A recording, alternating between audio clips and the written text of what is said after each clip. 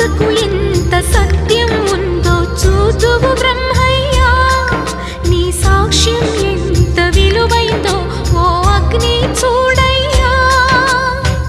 నువ్వు రామా అరుంధతి, ఇదే నీ దర్శన ఫలమైతే ఎటైనా దాగిపోవమ్మా. నిజంగా పెళ్ళికి బలముంటే సూటిగా ఇటు దిగి రావమ్మా.